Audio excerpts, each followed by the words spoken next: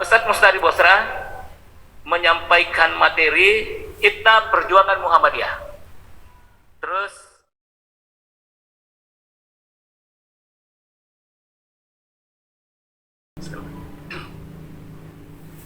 Assalamualaikum warahmatullahi wabarakatuh.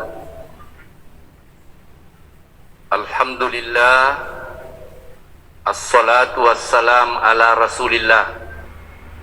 Amma ba'du. Saya diberi amanah untuk membawakan materi Khitta Perjuangan Muhammadiyah. Waktunya jam 10 sampai jam 12. Tapi semalam ada kesepakatan bahwa saya punya materi akan dipanel bersama dengan Ustadz Mawardi Pewangi jam setengah 9 atau paling lambat jam 9. Tapi ternyata setelah kembali tadi malam, saya ditelepon oleh orang yang pernah saya temani janjian bahwa pada hari Ahad ba'da salat subuh kita ke Pak Katto. Sehingga tadi saya salat subuh di Ranting Birin Roma. Selesai salat subuh, ada panitia masjid yang lihat saya, nah kasih lagi kesempatan untuk ceramah. Akhirnya terlambat juga berangkat. Tidak bisa saya atur untuk bisa sampai ke sini sebelum jam setengah atau sebelum jam 9. Mohon maaf, kita kembali ke waktu semula. Maka Pak Ustaz Abbas Pacomiro ya memang diharapkan dari sore turun ke sebelum duhur di panel bersama dengan saya. Tapi tidak apa-apa, karena saya perlu perkenalkan diri bahwa setelah meninggal Ustadz Abdullah Rendre, saya yang diamanahi untuk koordinator Majelis Tarjih. Jadi tidak apa-apa. Ya, Khitta Perjuangan Muhammadiyah. Kita dulu lihat apa itu Khitta. Di kamus tidak didobol T-nya. Khitta. Nah, menurut Kamus Besar Bahasa Indonesia, khitta itu adalah cita-cita. Contohnya, setiap warga Muhammadiyah berkewajiban mewujudkan khitta perjuangan Muhammadiyah. Setiap warga Muhammadiyah berkewajiban mewujudkan cita-cita perjuangan Muhammadiyah. Khitta artinya langkah, rencana. Yang ketiga, tujuan dasar, garis haluan, landasan perjuangan dan kebijakan. Itulah Khitta Perjuangan Muhammadiyah, tidak lepas dari arti-arti yang ada di dalam kamus ini. Mari kita lihat secara terminologi. Khitta dapat dirumuskan sebagai garis-garis besar haluan perjuangan yang mengarahkan dan menuntun gerakan Muhammadiyah. Jadi mesti karena ada tujuan yang akan dicapai di sana, ada garis perjuangan, ada haluan yang harus kita lewati untuk bisa sampai kepada tujuan. Atau bisa diartikan juga pokok-pokok pikiran yang melandasi dan memandu langkah-langkah perjuangan Muhammadiyah. Jadi nanti kita akan melihat Khitta itu berisi pokok-pokok pikiran.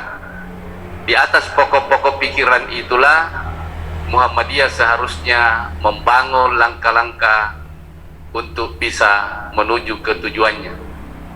Kemudian yang ketiga, dapat kita definisikan Khitta Perjuangan Muhammadiyah adalah landasan teori dan kerangka berpikir yang dipedomani dalam bertindak dan memecahkan masalah yang dihadapi Muhammadiyah. Baik tindakannya itu tindakan perorangan maupun tindakan amal usaha.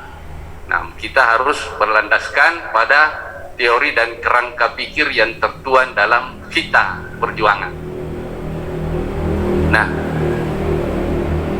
apa yang melatar belakangi lahirnya Hita Perjuangan? Ya, paling tidak Hita Perjuangan Muhammadiyah ini merupakan respon Muhammadiyah terhadap perubahan situasi dan kondisi.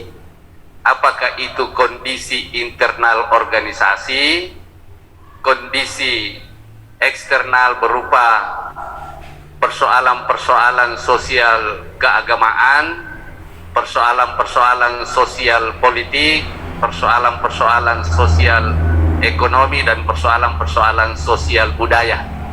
Itulah sebabnya sehingga sepanjang sejarah Muhammadiyah sudah beberapa kali ada Hita, sudah 6 kali. Karena kondisi berubah, perlu ada Hita baru. Nah, hingga saat ini Muhammadiyah telah memiliki 6 Hita Perjuangan. Yang pertama, 12 langkah Muhammadiyah pada masa periode Mas Mansur 1938 sampai 1942. Kemudian ada Hita Palembang. Ini digarap, disiapkan 56 sampai 59. Hita Ponorogo 1969. Hita Ujung Pandang 1971, Hita Surabaya 1978, dan Hita Denpasar 2022. Apa yang melatar belakangi munculnya 12 langkah Muhammadiyah? Menurut catatan sejarah yang kita baca, pada sekitar tahun 38-340 itu, atau sebelumnya 1935-an, itu generasi pertama Muhammadiyah sudah mau habis. Nah, tetapi mereka masih tetap mau merasa dominan, belum mau memberikan kesempatan kepada generasi-generasi kedua, generasi penerus. Nah, jadi ada gejolak internal. Nah, sementara yang muda-muda melihat ini orang-orang tua ini sudah mulai terseot-seot langkahnya, tidak bisa lagi diharap untuk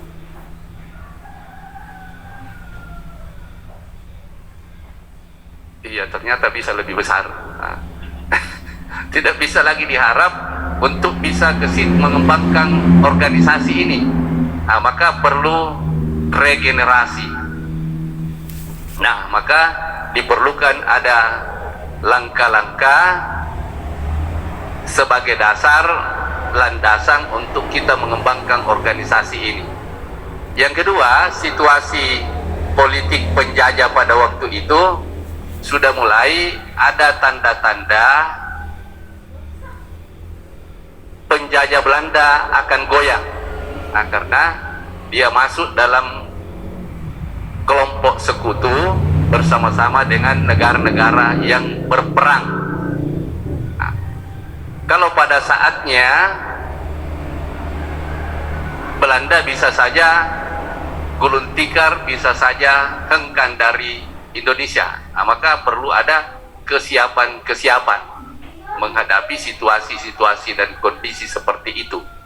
Saat itu gencar-gencarnya para pejuang untuk berupaya bagaimana memperjuangkan kemerdekaan Indonesia sebagai kelanjutan dari spirit 1928 Sumpah Pemuda yang menyatakan bahwa kita berbangsa satu, bertanah air satu, bernegara satu, pada akhirnya Indonesia. Nah, itu yang melatar belakangi sehingga langkah-langkah yang diambil itu ada 12 langkah. Nah, tentu berbeda dari Hita Palembang.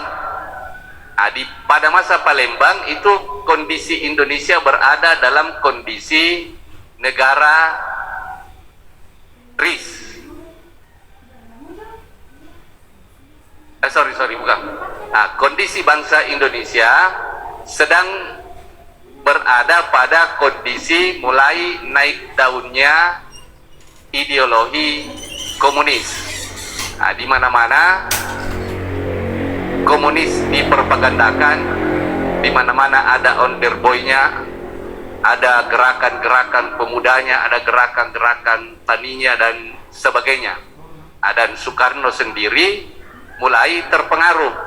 Sementara hasil pemilu 1955 tidak digubris. Nah, kekuatan-kekuatan politik sudah mulai muncul. Kemudian Soekarno mau membuat Nasakom, Nasional Agama dan Komunis. Nah, maka muncul memperkuat 12 langkah, dimunculkanlah Hita Palembang. Nah, sementara Hita Ponorogo terjadi ketika kita akan memasuki masa-masa Orde Baru. Gestapo sudah terjadi, komunis sudah dibubarkan, Indonesia mau memasuki babak baru dalam bidang pembangunan, dalam bidang politik kebangsaan. Nah, maka perlu ada Hita baru. Nah, Parmusi waktu itu dilahirkan untuk menghadapi pemilu 71. Tapi ternyata setelah pemilu 71 agak kondisi politik dalam tanda petik mengecewakanlah Muhammadiyah. Parmusi yang diharapkan ternyata tidak tampil seperti Masyumi lagi dulu. Nah, karena Masyumi dulu berhasil keluar sebagai pemenang kedua, masuk 4 besar, sementara Parmusi sangat jauh dari yang diharapkan. Nah, ada gejala bahwa akan kita tergusur. Jangan-jangan tergusurnya Parmusi akan tergusur juga Muhammadiyah, maka perlu ada Hita baru, Hita ujung pandang. Hita ujung pandang dirasa belum sempurna menghadapi kebijakan-kebijakan Orde Baru, maka disempurnakan dengan Hita Surabaya. Nah, Hita Denpasar, kita sudah memasuki era reformasi, maka perlu ada panduan-panduan, langkah-langkah, ada landasan-landasan teoritis untuk memajukan perserikatan Muhammadiyah ini. Nah, maka lahirlah Hita Denpasar. Entah periode ini melihat kondisi keagamaan, kondisi politik, kondisi sosial budaya saat ini, lalu di Muktamar Muhammadiyah nanti kita merasa perlu membentuk lagi Hita Surakarta 2022. Nah, tapi belum disinggung-singgung. Nah, itu latar belakang munculnya Hita Perjuangan Muhammadiyah. Nah, ini bagian dari ideologi Muhammadiyah, bagian dari putusan-putusan resmi perserikatan yang diharapkan menjadi landasan sekaligus memandu gerak kita. Nah, karena itu perlu disosialisasikan juga kepada kita semua. Nah, mari kita lihat apa poin-poin yang menjadi bagian dari Hita Perjuangan yang sudah 6 kali itu. Nah, perlu saya sampaikan bahwa Hita ini bukan secara hierarki seperti perundang-undangan, bahwa kalau muncul undang-undang baru, undang-undang lama dinyatakan tidak berlaku lagi. Nah, Hita ini meskipun sejak 1938 atau 1940 tidak pernah dinyatakan dibatalkan atau tidak pernah dinyatakan tidak berlaku lagi. Nah, jadi keenam-enamnya ini tetap berlaku memandu Muhammadiyah, tapi tentu disesuaikan dengan kebutuhan, situasi dan kondisi. Nah, kita melihat rumusan 12 langkah Muhammadiyah oleh Kiai Haji Mas Mansur, waktu itu beliau ketua. Yang pertama, memperdalam iman. Nah, mungkin dirasakan waktu itu masih ada gerakan pemberantasan syirik, tahyul, khurafat, dalam hal keimanan, masih gencar. Maka perlu memperdalam, selain memurnikan iman, perlu memperdalam iman. Kemudian kedua, memperluas paham agama. Jadi paham agama seperti mungkin disinggung tadi malam dalam MKCH, bahwa paham agama Muhammadiyah sesungguhnya sudah ada sejak Kiai Haji Ahmad Dahlan merintis membangun Perserikatan Muhammadiyah. Kiai Haji Ahmad Dahlan sudah memiliki paham agama yang berbeda dari paham-paham agama pada umumnya masyarakat pada waktu itu, yang melihat agama ini bisa saja bercampur dengan adat istiadat. Paham agama kita ini sebagaimana agama Hindu Buddha terjadi sinkretisme, Islam juga tidak apa-apa sinkretisme dengan budaya-budaya Jawa. Maka Kiai Haji Ahmad Dahlan melihat paham agama kita, Islam ini yang diwahyukan Allah sejak dari nabi-nabi terdahulu. Islam ini apa yang termaktub dalam Al-Quran dan Sunnah. Islam ini perintah, larangan, dan irsadat, petunjuk-petunjuk untuk kemaslahatan kita, untuk kemajuan kita di dunia ini. Maka perlu memperluas paham agama. Kemudian memperbuahkan budi pekerti. Ini nanti akan kita lihat terakomodasi dalam pembagian segmen agama dalam masalah 5, bahwa agama itu ada akidah, ada akhlak, ada ibadah mahda, ada muamalat duniawiyah. Ini terakomodasi nanti rumusan-rumusan langkah ini. Jadi memperbuahkan budi pekerti. Mungkin ketika itu ya di kalangan anak-anak muda misalnya mengajukan tuntutan-tuntutan kepada orang tua mereka, tidak lagi mengenal tata krama.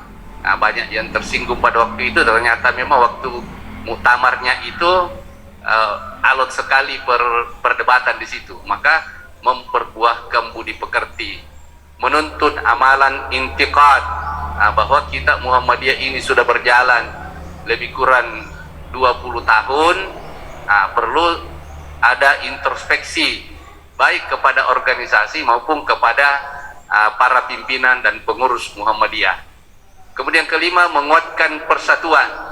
Dirasakan untuk menyongsong kemerdekaan perlu ada persatuan. Untuk konsolidasi dalam Muhammadiyah perlu ada persatuan. Maka menguatkan persatuan, menegakkan keadilan. Kondisi negara, kondisi pemerintahan Belanda pada waktu itu tentu berlaku tidak adil, maka perlu menegakkan keadilan, melakukan kebijaksanaan. Bahwa kebijaksanaan di sini itulah termasuk salah satu tuntutan anak muda pada waktu itu, agar generasi muda ini bisa masuk dalam Hokbestur Muhammadiyah. Dan pada akhirnya Kiai Mas Mansur tampil sebagai ketua, muncullah generasi-generasi muda, misalnya Ki Bagus sudah masuk di situ, yang dan lain-lain. Kemudian ke-7, ke-8, menguatkan tanwir. Sesudah istilah tanwir dimunculkan ini, saya kira ke depan muncullah selain konferensi, selain kongres, ada tanwir, ada muktamar. Tanwir ini sejak dulu diartikan sebagai pencerahan, menguatkan gagasan Kiai Haji Ahmad Dahlan bahwa Islam ini harus berkemajuan dalam segala bidang. Maka perlu ada pencerahan, mengadakan musyawarah. Ya, mungkin dirasakan atau sekedar diperkuat permusyawaratan dalam Muhammadiyah, kemudian memusyawarahkan putusan. Setelah ini putusan-putusan itu ditampis dulu kembali Karena meskipun sudah diputuskan, masih ada celah-celah untuk dimusyawarahkan kembali, untuk ditampiskan. Maka putusan pun harus dimusyawarahkan kembali, mengawasi gerakan ke dalam, memperkuat pengawasan baik terhadap pelaksanaan amal-amal usaha sesuai dengan anggaran dasar, anggaran rumah tangga, langkah-langkah, maupun pengawasan-pengawasan terkait dengan keuangan. Kemudian memperhubungkan gerakan keluar. Artinya nanti kita akan lihat bahwa kepribadian Muhammadiyah itu siap bekerja sama dengan siapa saja. Maka ke dalam kita memperkuat, tapi keluar kita memperhubungkan. Jadi interaksi sosial bukan hanya ke dalam Muhammadiyah, tapi juga keluar. Dan sekedar catatan, langkah-langkah 1 sampai 7 itu sudah siap dilaksanakan, langkah 8 sampai ke 12 itu masih butuh. Langkah pertama sampai 7 itu masih memerlukan keterangan dan penjelasan, butuh pemikiran, sementara ke 8 sampai ke 12 itu harus dilaksanakan. Nah, berikut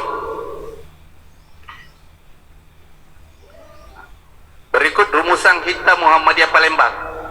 Tetap langkah 12, tapi ditambahkan menjiwai pribadi anggota dan pimpinan Muhammadiyah dengan memperdalam dan mempertebal tauhid, menyempurnakan ibadah dengan khusyuk dan tawadu, mempertinggi akhlak, memperluas ilmu pengetahuan, dan menggerakkan Muhammadiyah dengan penuh keyakinan dan rasa tanggung jawab. Ini yang saya maksud, bahwa nanti kita membagi segmen Muhammadiyah ini dalam 4 segmen.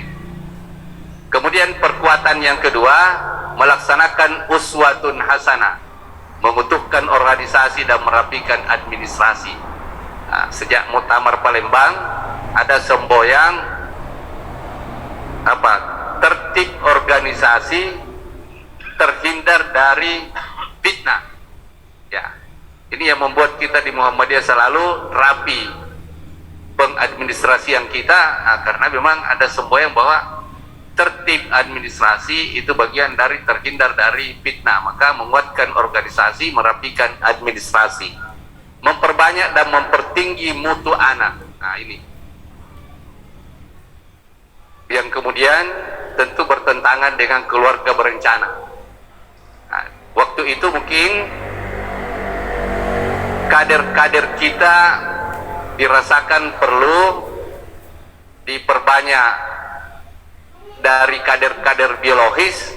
Kemudian mereka bersepakat bahwa kita memperbanyak dan mempertinggi mutu anak. Yang masih kurang anaknya ditambah-tambah. Mempertinggi mutu anggota dan membentuk kader. Jadi anggota-anggota yang mengaku Muhammadiyah perlu dimantapkan melalui Baitul Arkam, melalui pengkaderan-pengkaderan, melalui tablik-tablik, melalui pengajian-pengajian. Kemudian mempererat ukhuwah sesama muslim dengan mengadakan badan islah untuk mengantisipasi bila terjadi keretakan dan perselisihan. Jadi dulu ada lembaga islah di Muhammadiyah.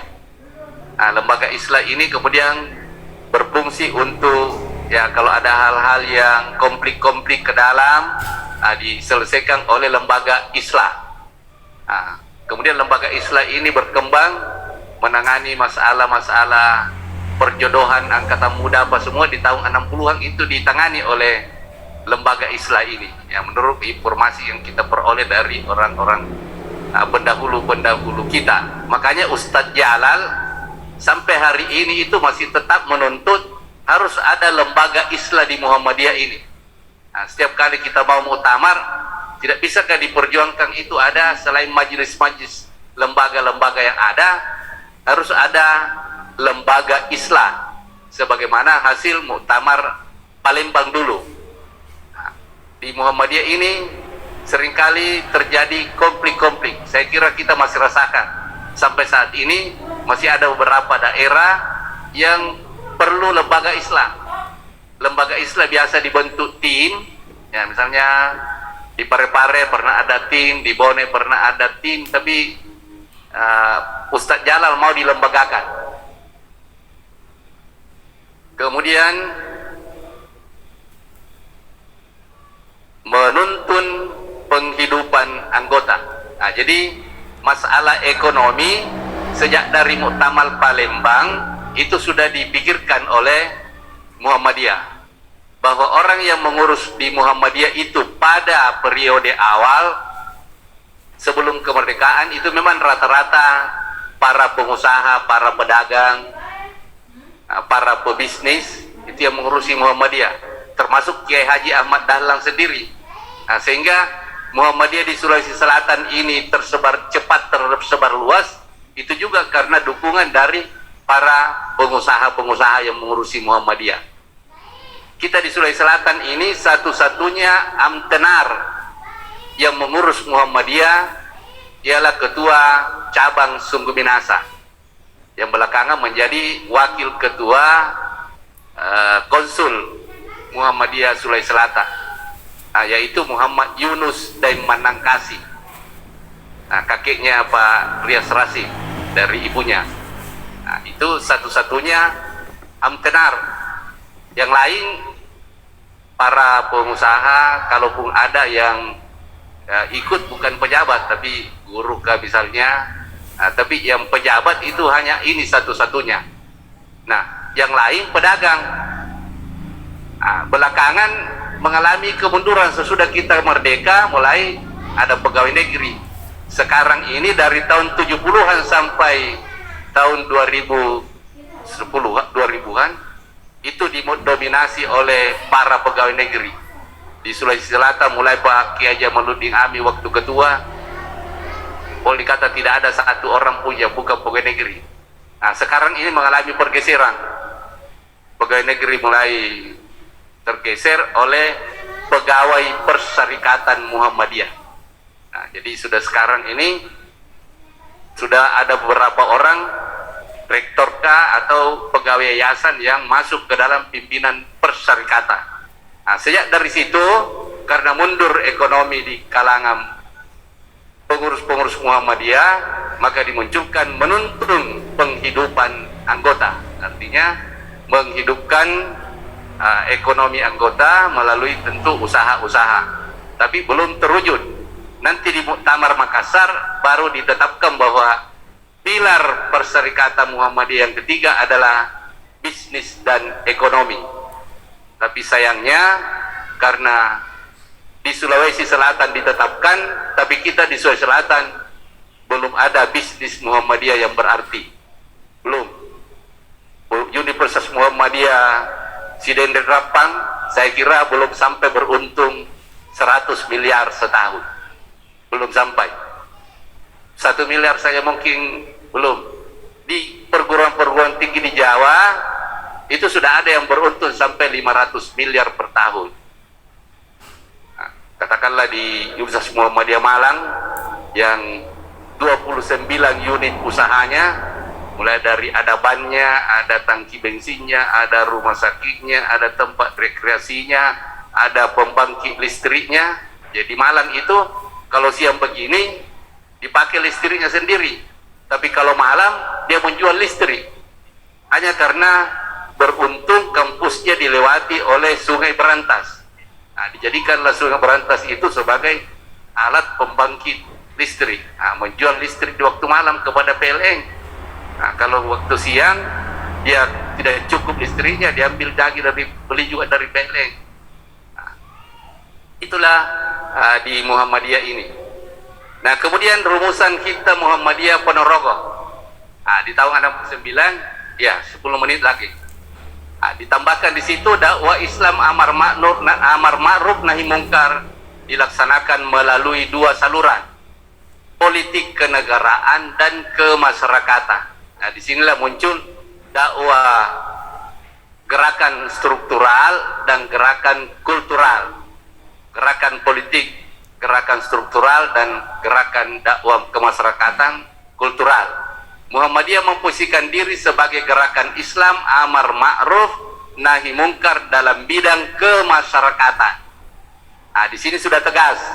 Karena pada tahun 45 Muhammadiyah masih ragu-ragu di situ. Apakah memilih tetap seperti prinsipnya Kiai Haji Ahmad Dahlan bahwa urusan politik biarlah diurus oleh Syarikat Islam, Budi Utomo, Muhammadiyah biarlah pada gerakan pendidikan dan gerakan sosial.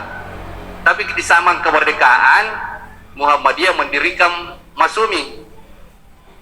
Nah, tapi kemudian dikhianati bersama-sama dengan kelompok-kelompok lain, tapi kemudian kelompok-kelompok lain mengundurkan diri dari Masumi, jadilah Muhammadiyah tulang punggungnya Masumi. Masumi dibubarkan tahun 60, Muhammadiyah membentuk lagi Parmusi. Nah, di zaman Orde Baru, masuk di zaman Orde Baru, Muhammadiyah menegaskan, nah, karena di Hitta Makassar sudah ditarik dukungan dari Parmusi, sehingga Parmusi jalan sendiri, akhirnya fusi dengan P3.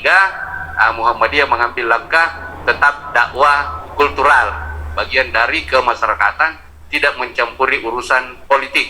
Nah, maka di sini dipertegas Muhammadiyah memposisikan diri sebagai gerakan Islam amar ma'ruf nahi mungkar dalam bidang kemasyarakatan saja. Nah, kemudian diperkuat dengan Hitta Makassar. Muhammadiyah adalah gerakan dakwah Islam yang beramal dalam segala bidang kehidupan manusia dan masyarakat. Nah, kalau yang lalu sama sekali putus dengan politik. Padahal nanti kita lihat di Denpasar itu diakui bahwa politik itu bagian dari ajaran Islam. Nah, maka di sini ditegaskan setiap anggota Muhammadiyah sesuai dengan hak asasinya dapat tidak memasuki atau memasuki organisasi lain dimaksud di sini politik, sepanjang tidak menyimpang dari ketentuan-ketentuan yang berlaku dalam persyarikatan Muhammadiyah. 3. Untuk lebih memantapkan Muhammadiyah sebagai gerakan dakwah Islam setelah pemilu 1971, Muhammadiyah melakukan dakwah Islam secara konstruktif dan positif terhadap Partai Muslimin Indonesia. Nah, dia tidak menjadi bagian lagi dari Parmusi meskipun Muhammadiyah mendirikan, tapi Muhammadiyah lain, Parmusi lain. Gerakan aspirasi politik disalurkan lewat Parmusi, aspirasi dakwah disalurkan lewat Muhammadiyah. Tapi sesudah pemilu 71 ternyata Parmusi tidak mencapai harapan Muhammadiyah. Maka secara konstruktif dikritik, secara positif dibiarkan berjalan. Kemudian 4, lebih meningkatkan partisipasi Muhammadiyah dalam pelaksanaan pembangunan nasional. Nah, jadi karena Orde Baru fokus pada pelitanya, Muhammadiyah menegaskan sikapnya. Kemudian diperkuat dengan Hitta Muhammadiyah di Surabaya. Muhammadiyah adalah gerakan dakwah Islam yang beramal dalam segala bidang kehidupan manusia dan masyarakat, tidak mempunyai hubungan organisatoris dengan dan tidak merupakan afiliasi dari suatu partai politik atau organisasi apapun. Nah, jadi hanya memperkuat karena setelah pemilu 71, karena Muhammadiyah mendirikan partai politik, kita rasakan semua bahwa Muhammadiyah sangat sulit bergerak. Pemimpin-pemimpin Muhammadiyah banyak yang dipindahkan dari satu tempat ke tempat yang lain, hanya karena ketahuan bahwa dia memilih Parmusi. Sesudah pemilu 75, ketahuan memilih P3 karena Parmusi fusi ke P3, dapat masalah lagi di situ. Maka di Muktamar Muhammadiyah Surabaya dipertegas setiap anggota Muhammadiyah sesuai dengan hak asasinya dapat tidak memasuki atau memasuki organisasi lain sepanjang tidak menyimpan dari anggaran dasar. Nah, ini yang diperpegangi sehingga beransur-ansur terutama pada masa A.R. Fahrudin, Muhammadiyah dekat dengan Soeharto. Nah, sampai pada akhirnya memasuki tahun 80-an, Muhammadiyah bisa banyak memberikan pengaruh-pengaruh melalui lobby-lobby dan melalui anggota-anggota Muhammadiyah yang direkrut melalui diberi jabatan-jabatan seperti menteri dan sebagainya. Nah, Tapi itu dirasakan kondisi mengalami perubahan pada setelah reformasi. Nah, maka menghadapi kondisi itu dilaksanakan Tanwir Denpasar. Di situ dirumuskan lagi 9 poin yang menjadi dasar landasan tuntunan langkah terutama di bidang sosial kemasyarakatan dan sosial politik. Nah, saya tidak catat secara keseluruhan, tapi intinya politik adalah salah satu aspek ajaran Islam. Maka tidak boleh kita buta politik. Nah, di sini muncul gerakan Hai Politik. Di sini muncul ada pedio politik. Kemudian perjuangan membangun negara berdasarkan nilai luhur agama menjadi baldatun thayyibah, itu adalah tanggung jawab kita bersama. Meskipun aspek ajaran meliputi politik, tapi kita tidak memilih itu. Tapi partisipasi kita tetap aktif. Kemudian kita menyalurkan perjuangan dengan membangun negara berdasarkan nilai-nilai luhur menjadi baldatun thayyibah. Kemudian Muhammadiyah berjuang melalui pembinaan dan pemberdayaan masyarakat. Nah, penekanannya kita semakin jauh lagi dari politik. Kita mau fokus pada pembinaan dan pemberdayaan masyarakat. Amal-amal usaha kita di bidang sosial, di bidang pendidikan itu yang kita perkuat. Nah, terabaikanlah teman-teman yang punya syahwat politik lalu ke sana lepas dari pembinaan kita. Nah, kalau masa-masa dulu ketika Muhammadiyah masih ya sedikit-sedikit nyebrang sedikit, itu kader-kader Muhammadiyah yang ada di politik memang dibina, memberikan laporan setiap saat kepada Muhammadiyah, memperjuangkan cita-citanya Muhammadiyah. Sesudah ini tidak, dia sudah lepas, kader kita jalan mau di situ. Muhammadiyah berjuang melalui pembinaan dan pemberdayaan. Muhammadiyah memperjuangkan melalui perjuangan melalui partai politik sepenuhnya diserahkan kepada partai politik, sambil memberikan kebebasan kepada teman-teman yang berminat di situ sesuai dengan Cipta Makassar. Kemudian Muhammadiyah memainkan politik sebagai amar ma'ruf nahi mungkar, sebagai perekat bangsa melalui pendidikan politik. Nah, itu tadi yang saya bilang ada ideo politik, ideo politor. Nah, kita mau di situ, tapi juga tidak berhasil. Kemudian Muhammadiyah tidak berafiliasi dan tidak menjadi pengulangan dari Denpasar, pengulangan dari Ujung Pandang, pengulangan dari Surabaya. Muhammadiyah memberi kebebasan kepada anggota berpolitik atau tidak, ya masih pengulangan juga. Muhammadiyah meminta kepada anggota yang aktif dalam politik untuk mengedepankan keadilan, kejujuran, amanah dan nilai-nilai agama Islam lainnya. Silakan ke sana. Kamu jaga saja nilai-nilaimu di sana. Ternyata banyak politisi-politisi Muhammadiyah yang juga tersandung karena dilepas penuhi. Kemudian 9, Muhammadiyah bekerja sama dengan pihak dan golongan manapun dengan prinsip kebajikan dan kemaslahatan.